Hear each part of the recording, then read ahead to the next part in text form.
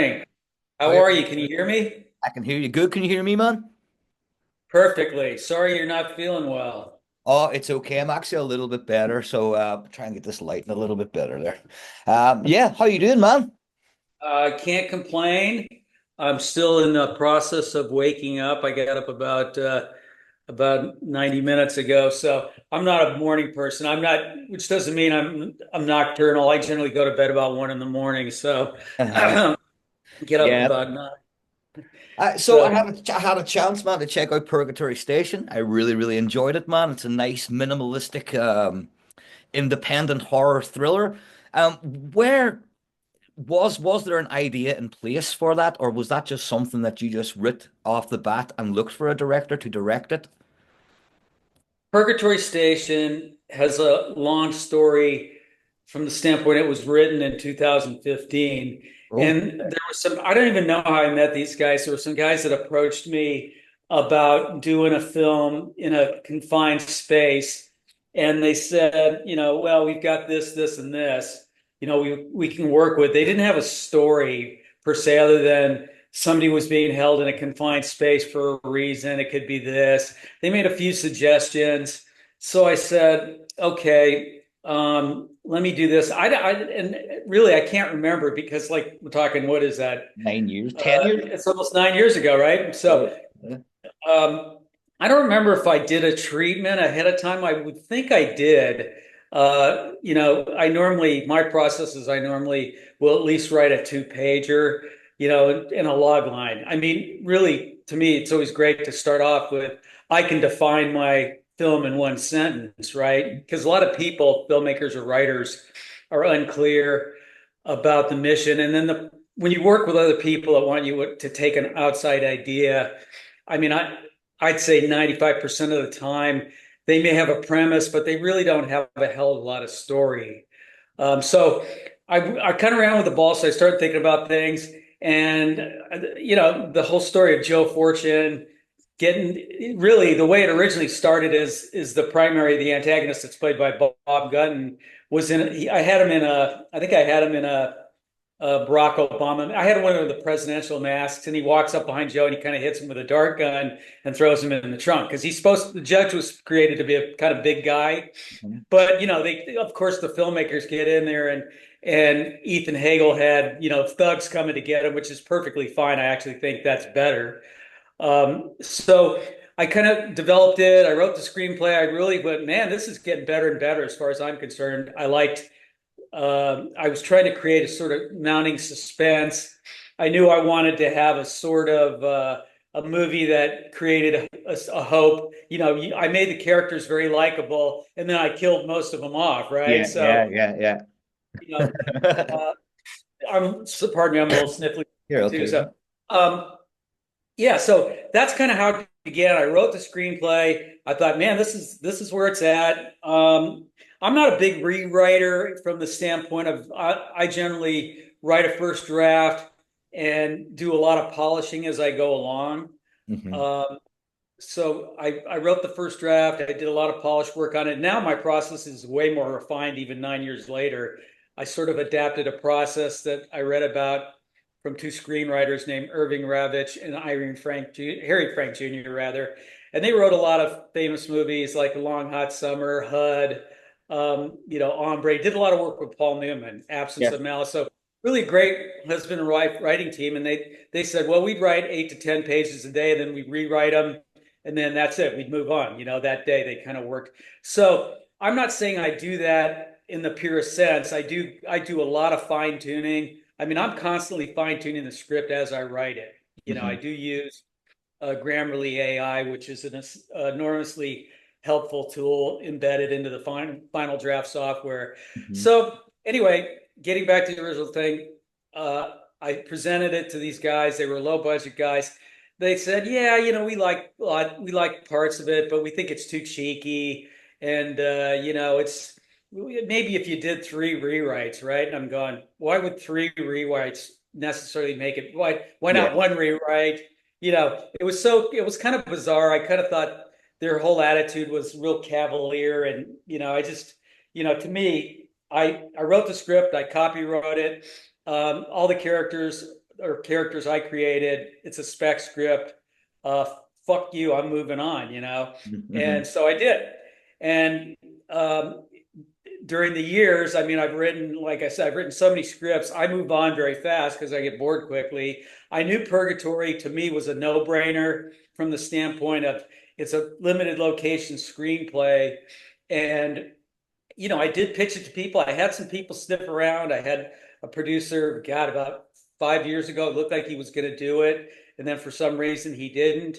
And so, you look for opportunities. I mean, I review trade ads. I'm sure you're familiar with Inktip. And I sent to a lot of Inktip guys. And, I don't know. Maybe some people thought it was too dark, because the ending, I guess you probably watch a lot more dark movies all the time. I didn't think it was it's I a think sort of fatal.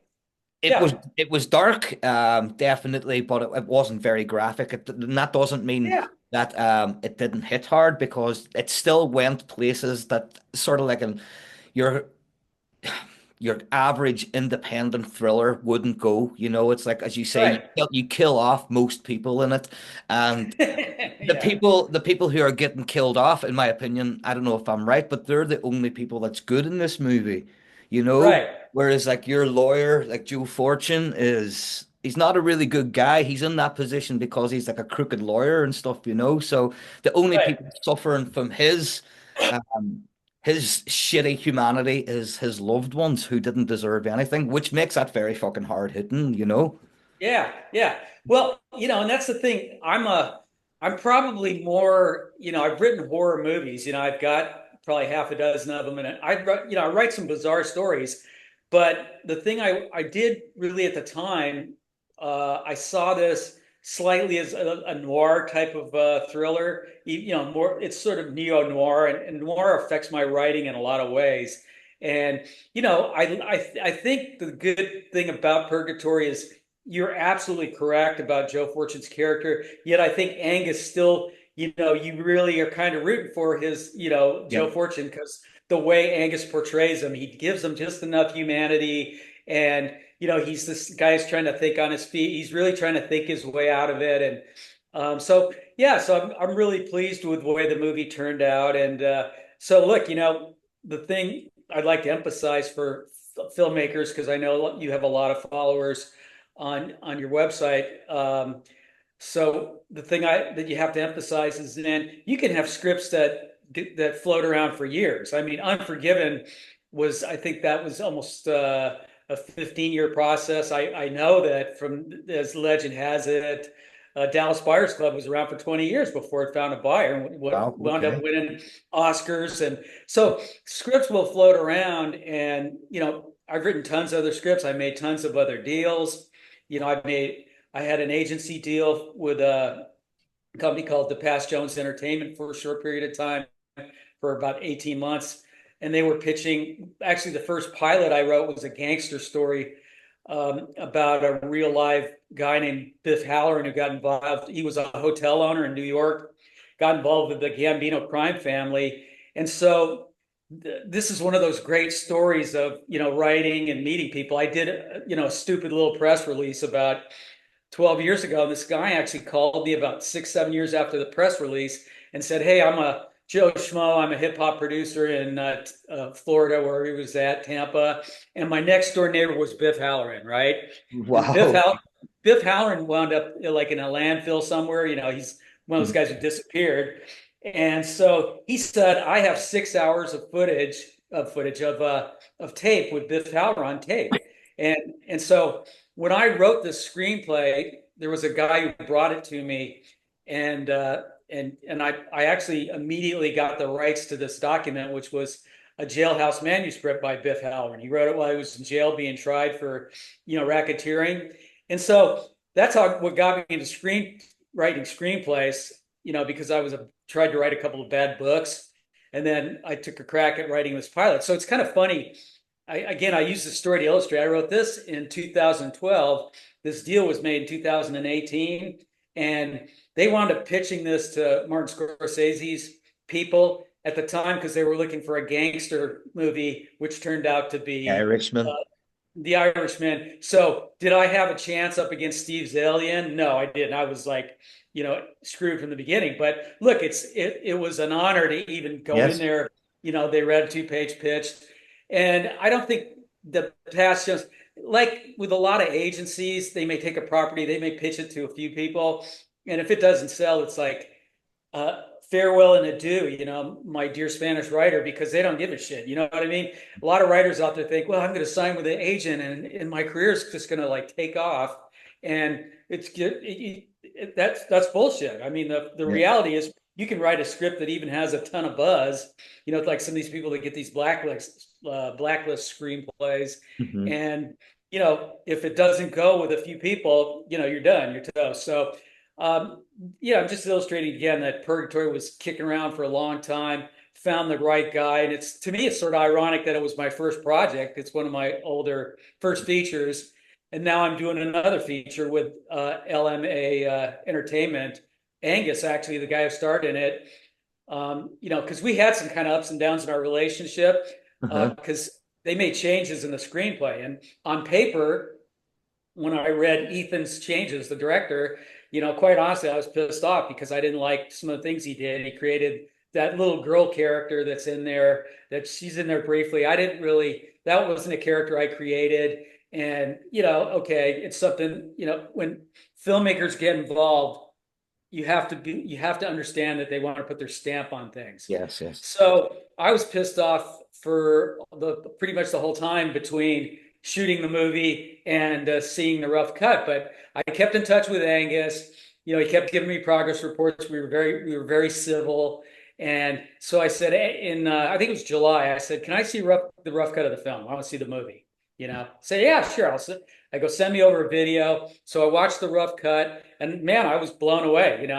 And I immediately called up Angus. I said, "Hey, listen, I'm terribly sorry. I didn't know what the hell I was talking about because what Ethan did was great. I mean, not only do I have a look at the film that I like, I mean, it's the little things like the truck moving forward, the shadows, the lighting of it, given the budget, we had to work with. Bob Gunton's fantastic performance, as the antagonist. And Ethan made a couple of plot point changes that were fantastic, man. He did one thing with the two villains that were in there that were beating up the guy, Hmm. and then they're at the end and they shoot. You see him. I don't want to give away too much because uh, I'm doing my own film damage, but the two villains, suffice to say, he did a scene where he added a belt buckle to one of the villains where he connected these scenes, and he did things that made my work make a lot more sense. Additionally, I didn't agree with my idea was to have those guys getting shot towards the end. I wanted Joe to hear that on the phone. I thought we'd be more impactful if he was listening on the phone, but the visual aspects of that were fantastic. He kind of combined, we wound up coming to an agreement where he combined those two things. And I have to say, what Ethan did was brilliant and he improved my story. Hmm. So, you hear a lot of horror stories from writers that say, "Oh, that guy effed up my story, blah blah blah." But I have to say, man, the lesson I learned was, man, Ethan did a great job to the point where I had a meeting with Angus 2 weeks ago, and this movie we're writing now, which is it's about preppers, but it's really going to be a combination of a little bit of sci-fi, a little dystopian, there's definitely some social commentary happening. But I suggested Ethan, maybe you want to use Ethan on this one because I think it's the type of material that he would really do a fantastic job on. So I went from the point of going, wow, this guy screwed up to my story to saying, wow, I'm really impressed by this guy's work, which that's a really great transformation. And in going back to Angus right away and saying that, as a creative, we kind of hang on to material so tightly that sometimes we do ourselves a disservice. And the lesson I learned was, listen, I was wrong. I went back and said I was wrong. I told him, hey man, would you convey to Ethan what a brilliant job he did? And because I've never talked to Ethan firsthand, but convey to Ethan how good I think this is.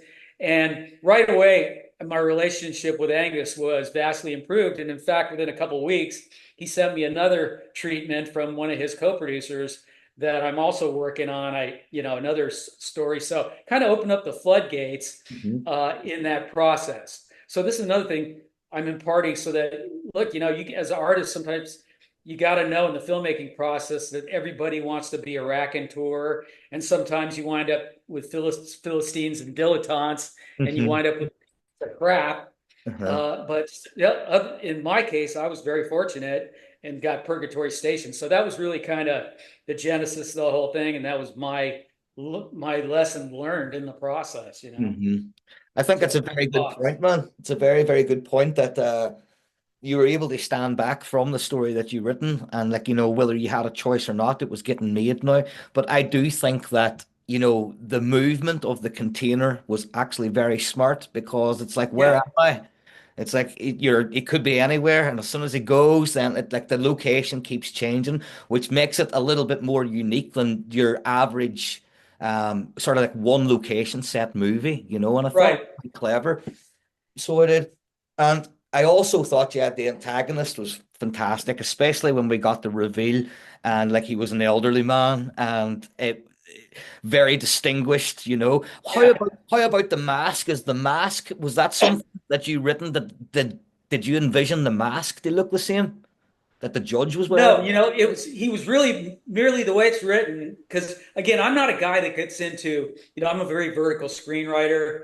Um, And I don't know. I'd have to look at the script. I know it was a mask. I think it was just like a ski mask originally. So I Okay. love what because mask, even what Angus said, wait till you see the mask, when you see it. And I love that. I love the mask being on the computer. I love that it was a brilliant idea because the whole thing was it's going to be Joe's interacting on the computer. That's his window to the outside world. And I came up with all the stuff that Freddie'd be wearing the cams, because I originally used that idea in a sci-fi movie that I collaborated on with a Australian filmmaker, David Blythe, who's done some kind of low-budget horror stuff. And so I'm going, well, the movie never went anywhere. So I like the whole body cam thing, and so you were able to see what Joe was doing. But what Ethan did as a director is he really did a lot of great cuts in that. He put you in the room with these people. He got you outside the container, so my audience doesn't get claustrophobic. Uh-huh. You're seeing the truck. You're seeing things that, yes, the truck was always moving. I had Freddie and Luther in the car. It was the whole thing that they're after the semi truck. All that's in the screenplay. So that's the beauty of the project is my vision was realized. But again, those things that a filmmaker does, that the director does, Ethan came in and gave it a real beauty. That's what the guy who's behind the camera does. And so, like I said, having just enough outside the camera, the scenes with, Joe Fortune's wife, Nikki. There's just enough of that. And again, the characters are. I looked at it, and those people put their stamp on the character so that you really are rooting for them. You love Freddie. You love Luther's. I mean, literally, I wrote Luther the detective with Sam Jackson kind of in mind, with that type of personality, forceful. But E.R. Ruiz, man, as a young guy, he was perfect. When you're watching the character and he's just right there delivering the lines, man. And when he turns to Joe and he says, "Hey, man," he goes, "If somebody points a gun at you, you shoot back, man." It's just the delivery. All of them did a fabulous job. I'm Uh-huh. thrilled with the performances. Uh-huh. What did you think of like did you think that the OST matched the mood of the movie? I'm not familiar with the OST. Original soundtrack, the soundtrack to the movie, sorry. Oh, thank you. Sorry Yeah, about no. that. I No, it's didn't know okay. you. I come from like a retail background and it's like OSTs. It was always the original soundtracks. But yeah, did you think that the soundtrack matched the mood for the movie that you had envisioned? You know what? The guy's name is Phileas Blue. I love what he did. I love the minimalist aspects of it. Mhm. To some degree, it's got some of that almost like I'm trying to think what was that German synth band? I can't remember their name from a long time. Kraftwerk? Yeah, thank you. Had a Yeah. little bit of that craft work element to Yes, it. yes. So yeah, no, I dug it, man. I thought, man, very, very cool. I love the ending where it's like that a little bit of Jaws there, only with Yes, synthesizers. yes, So yes.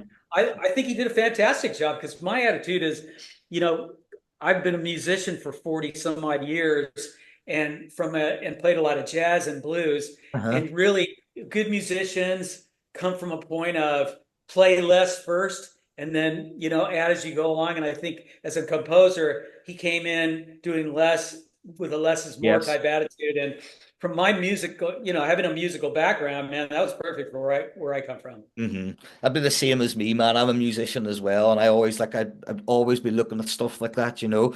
But yeah, that was a good job. So it was the music for it. Sick there, man. What's your instrument? Well, I'm a singer, guitar player. I play a little bit of piano, play a little bit of drums. All Well, right. I'd say more percussion than drums, you know. But yeah, I have been for a long time. Been a musician for a long time, and used to have like residencies. I've got like I'm a songwriter as well. Um, I used to like There's I'd play like used to play bars and stuff, and be like play Creedence Clearwater and all that stuff, and. I like everything from like Parisian 1950s cafe music, the hardcore jazz to operatic music, metal, you name it. I love it as long as I can appreciate what's going on, you know. So what about you? What's your musical background? Well, again, I'm an old guy, so I started, man. I started in the late '70s, and I'm in the greater Austin area now, but most of my life I lived in LA. So I was LA club musician. Started actually in the late '70s, I was doing jazz fusion as a drummer. Mhm. And, I had just enough chops where I was getting by pretty well in this group. But then that whole new wave music scene came in and it was just really exciting to me. And while I was playing jazz, I was listening to the local radio station here, and there was, of course, you might know Rodney. Rodney Bingham was a famous local personality in the Hollywood area and still is. And so he had a Sunday night show. So I remember I was listening to guys like the Damned. These Mhm. people were coming in, and these English bands, and they were on the air with him. So I was really excited about the whole. Although I wasn't like a guy that immersed myself in the punk, I was excited about the new wave bands that came in, and there were so many cool bands in LA at the time. I remember going to see Oingo Boingo and Los Lobos, and all these people that were getting signed, and got to play gigs with a lot of these people, and got to know some people. I did a gig with the Blasters, so that was really my main thing. That whole '80s period, playing all the rooms, the whiskey, the Starwood, trying to get record deals, and all the drama. There was so much great drama, Uh-huh. and then I also played with a guy named Dino Archon from South Africa, who was in a band called the Asylum Kids, who was in the early '80s, kind of the YouTube of Johannesburg. So Okay. he had a deal with Warner Brothers in South Africa and came over here, and we started a couple of bands. And then, really, as I evolved in the '90s, I was where you were at. I started playing like bar. I was near Huntington Beach, so I started playing this beach bar with a house band. I actually Mhm. put this thing together, and same thing. I mean, we were doing everything from Credence to Steely Dan to, we rehearsed twice, and we probably had a repertoire of like 200 songs because these guys were so adept at their instruments. We just would come in, and we could just play this stuff. If you wanted to play Josie or Black Cow, these guys could just play it. Uh-huh. So yeah, it was fun, and that's kind of thing. And then in the 2000s, I got into the LA blues scene, so I was also there, doing some really cool gigs. Played with Canned Heat, Oh, and wow. I think one of the highlights of my career was having the original drummer from Canned Heat about 10 feet away watching me. And he came over after the gig and said, "Man, you're one of the best drummers I've ever seen." Right. Wow. So I go, "Dude," "Man, I was like, 12 years old when you were at Woodstock, so it was fun, man. It was a good time. Never made a ton of money doing it, but I did it because I love doing it. Mhm. I just know that you're a fantastic drummer already because you played fusion jazz, and that is just insane stuff to be playing, you know, Yeah, remarkable. thanks. And like I've got a few jazz friends who have masters in jazz, and I love how jazz is able to you're able to play so much while holding back so much as well, Right. you know, and but you're still Oh, it's just it fascinates me, and that's like that's how I would judge a really, really good drummer is like, how well they can play by not playing at all, if that makes sense, you know? Oh yeah, man. Look, again, there's a lot of guys that come in, particularly when it comes to drums and bass. I hate a bass player that comes in and that doesn't really hold down a nice bottom end, and then it's incumbent upon me to do that. And so then, of course, it limits what I do. So when a bass player, blues is another genre that a lot of people misunderstand, and I sort of approach blues from the standpoint I understood it. I could do good slow blues. I really didn't quite have a great double shuffle, for example. I developed that as I got into it. But going in and just laying down the grooves for that, because it is such an art form as well. And again, I got to play with some really good blues people. I got to play with Joe Houston, who was a 50s blues guy who came in, and he was about 80 years old when I played with him.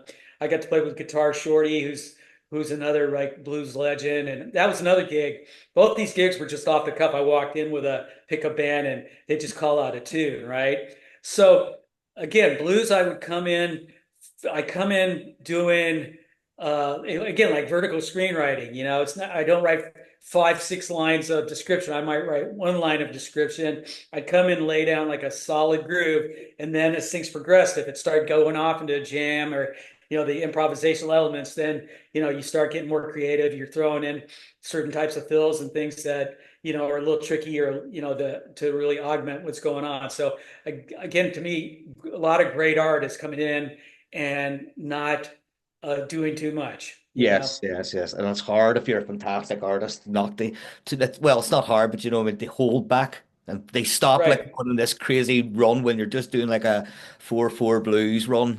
But Yeah. I love the difference in blues. Like I would there'd be like there's an Iceland. I think they're from Iceland. They're called Kaleo. Right. Really, really good. Very simple, a bit rocky, but very 4/4 EAD, B7 Yeah. stuff. And then you got Joe Bonamassa, who is fantastic. He's one of my favorite blues musicians. And then I go old school then, like people like Lightning Hopkins and stuff, like Yeah. that's like very different types of blues, but like all fantastic. Whereas like Lightning Hopkins back in the day really didn't have the percussion and stuff to go with him. He was like just his percussion was his guitar. He was singing with his guitar as well. Right. Joe Bonamassa would be a bit more rocky, but still very simplistic blues. And then Kaleo would be, yeah, they're simplistic, but they're a bit heavy. You should check them out if you haven't checked out Kaleo, man. They're very, very good. I haven't heard like their first Yeah. album is good anyway, their first album. But would you say you're writing your sci-fi now? Would there be a part of you that wants to write the soundtrack to the sci-fi as well? Well, that wouldn't be my area, but I do have a couple of songs that I think might, again, it's like I said, it's like, dare I overstep my area, but I have particularly maybe one or two that I might submit for this, because there's a lot of like, the backdrop of this story is there's con there's a female reporter that's in Texas that's on TV. So a lot of the backdrop, these characters are watching, and there's things going on with China and Russia and the Middle East. A lot of like the turmoil that's going on in the world right now. So she's reporting about these things, that my fictional president of China is named Hao Chen, and Hao Chen's moving his aircraft carrier Shandao into the Persian Gulf, and so there's these stories going on that set sort of like a backdrop for this gloom and doom for the preppers, that Uh-huh. reinforces their belief that there's the shit's going to hit the fan, because the whole thing with preppers, I went and watched some like National Geographic videos on some of these people. Is they're banking on there's going to be an electromagnetic pulse, there's going to be food shortages, there's going to be this and that, and even my brother-in-law has been doing this for years, and he claims he has 20 years of supplies, right? And I'm going, wow, that's interesting, because the whole thing is even if you go down in some sort of bunker, is that the way you want to survive? And are you really going to be able to get like air sources and things like that to be able to survive, nuclear fallout and all that shit? My attitude is, quite honestly, if that happens, I would just want to be incinerated, because going in and living that kind of life, like I'm a groundhog or something, wow. So, you got to set the tone, but I also have to create that world that, the world they live in and why they believe the way they believe. Hmm. Like my primary protagonist is a atheist, Hmm. as we're going to get to that point. And there's a man of color that's Christian. So, they have like a philosophical talk. And from a writing perspective, I am not there to bag on anybody's worldview or politics. Yes. So, for example, Christianity, I present that guy's argument why he believes. I present the other guy what he has to say. Because to me, a good writer, one of the things I like is if you go back to like guys like Raymond Chandler writing Philip Marlowe, again, who that's a big influence, particularly now on the way I write. I'm writing a first person narrative for this story because I dig that whole vibe. I've done a lot of that lately. And so my main character, Pete Strong, is talking about things that are going on. So again, it gives us more of that 50s kind of quality. And even though I'm writing this, I'm the puppeteer, as it were. My characters take on a life of their own, and I come at this from an observer's point of view. I Yes. don't like I don't like very heavily political shit. I don't really give a shit about your politics and Mhm. whoever's. I don't like woke shit because to me, I've seen otherwise good material that was messed up because of that. I'm an observer, man. I like watching, one of my favorite films is The Wild Bunch, man. And at times I like very violent films. I like good action. I love the flawed protagonists. You look at The Wild Bunch, they're not very nice guys either, right? I mean, Yeah, yeah. they go in and shoot up that town in the beginning of the film, but man, you love those guys by the end of the movie. Right. And again, it's kind of another fatalistic type of story, but the good thing about that movie is it really comes in from an observer standpoint, and it gives you create characters with great voices right across the line, man. And that's what I think the screenwriter's job is to do. Uh-huh. Now, hey, if there's other screenwriters that believe differently, then hey, that's your drill or whatever. Go ahead. I came out of another time. I grew up seeing thousands and thousands of films before there was, when I was a little kid, I was in a theater and I was watching some of these movies. You Yeah, know, yeah. like I saw some of the great film. I saw The Wild Bunch when I was really young in a movie theater. So again, my experience is a lot different than, let's say, somebody who's 30 years old that's writing screenplay. I get you, man. It must be like it must be a bit strange as well. Like they write a character, as you were saying, you are the observer, so you're observing this character coming to life Right. through somebody else's vision. They're going, okay, I would like it's not got nothing to do with you. You've written this character, you can picture how this character is going to be, but the person playing that character has got their own perception of what they want that Right. character to do, and that's a cool thing, it's a really, really cool thing. Well, it's funny. I For this project, I normally probably net. I My process is not. I'm not what you would call a classic outliner. I bullet point. I'll sit there Mhm. and go, okay, this is the log line, right? It's just like Joe. If you read the log line to Purgatory, which I can't remember it, but it's basically a crooked lawyer winds up in the back of a truck, and he has 8 hours to scuttle a deal or see everyone he loves Mhm. murder, right? So, man, you say that all in one high concept line. That's where I'm going. Then I start bullet pointing, and normally I don't bullet point more than I might bullet point 2, 3 pages. I might have anywhere. The least I've ever started with was maybe 20, but I might have 30 bullet point ideas because what happens is during the process, other scenes spring up. Because things happen. And the characters do take different turns, particularly when I'm creating dialogue. So for this movie I'm doing now, the story with Angus, I did something for him. I said, "Listen, Angus, you have a vision. You sent me a treatment. You created sets of characters. You gave me kind of basic. These are these characters. They have these traits. Not much of a story." He said that they wind up in this situation. Um, so again, he gave me Jeremy a little more than I've had in the past, but I didn't want to go down a rabbit hole where I don't give him what he wants. So I Mhm. said, Angus, what I'm going to do is I'm going to write a treatment and I'm going to send it to you. So this thing wound up being 8 pages, man. And for me, and it wasn't bullet points, it's a synopsis. Uh-huh. And now I'm at page 64, and I'm in a position where I think by the time I'm done with the screenplay, it might wind up being close to 135, 140 pages. So then I'm gonna have to backtrack through and decide what to get rid of because I want to wind up at 110 pages probably. Okay. And what I'm saying is there's so much that comes up in the creative process because of exactly what you're saying. You know, I believe to a very large extent, you have to let your characters take you to unexpected places. You Hmm. know, that means that your characters may make decisions that you didn't think of, kind of thing, as you're writing it. And that's what I mean. There's a spontaneity in that to me. That's why I'm always amazed at these writers that say, "Well, I sat for 6 months and I wrote my outline, and I know every bead of sweat that's going to fall off my characters." And I'm going, okay, if that's your dance, go ahead. That doesn't work for me. To me, you some in some respects, you can distill the creativity out of something. I've read scripts that were so polished. You know, I've got a buddy of mine, God love him, good writer. He's been working on the same script now for several years, and he's read other scripts, but he just polishes, polishes, polishes.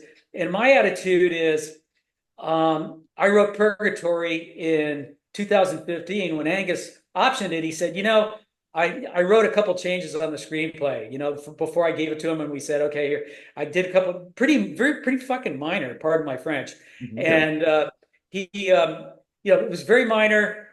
And but the thing is for me, until a script is sold, you can rewrite it all you want. Who am I Mhm. rewriting the script for? Yeah. Yeah. I've got a script I'd like to do called The Willing, which sort of is got a little bit of the Stanford experiment in it. It takes place out in the desert, and I would call this somewhat of a horror thriller. And the antagonist is another flawed guy. It's kind of an asshole. He starts off, he's kind of he's a disconnected kid, and he winds up being a psychology, like an eminent psychology professor in his 40s, and he does an off the grid experiment in New Mexico. So blah blah blah. And I came up with that idea, but that whole thing is that it was so unexpected. I had one idea about where I was going with it, and then a better idea came up in the writing process. And I'm saying, man, you got to give yourself the ability to. It's like jazz. It really is like jazz, man.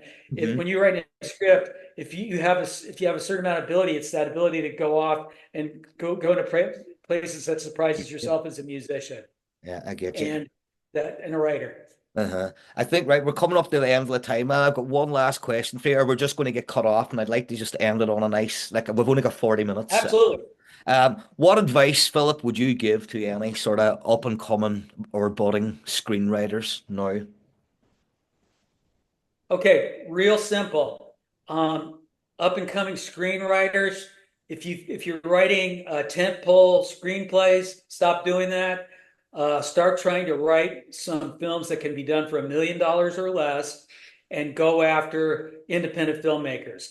We all know all the shite that's going around. I'm going to use Irish word. We all know the shite Very that's going good. around in the Shite. Like it. industry about how things suck. You're in an industry of reboots, superhero movies. For God's sakes, I saw them. I think they're resurrecting a movie called Showgirls that was done with, I think it's Kim Novak's story they did in the 1970s. So there's not opportunities for aspiring writers to get into. You're not going to get in for a big streamer. You forget it, man. The chances of that are winding up being like this Dayton guy that got the $3 million unicorn deal a few weeks ago. Ain't gonna happen, man. Go after independent filmmakers, and that's gonna be your best chance. Because if you're gonna do it the other route, if you're gonna try to get a $30 million movie made, I'll compare you to being a salmon trying to swim up Niagara Falls. I get you. I get you. That's Well, it, man. yeah, that's very good advice. 'Cause I'm actually writing a script at the minute as well, and it's sort of like I wrote a story that I was very proud of, and I've never really, it was sort of like an improv thing, you know. Right. So I've went back to basics now a couple of years later, and I think I'm on page 13 now of my script. And I've sent it to Jeff, and Jeff likes it in a way, you know, and I'm just starting to get in. I'm aiming for something that's very comical, but very comical and very, very dark, and stuff that should be very dark, and it is, the content's fucking dark. It's going to be funny as well. So that's what I'm hoping. I'll send you it. I'll send you what I've got, and you can I'd either, like to see it. yeah. You mentioned Jeff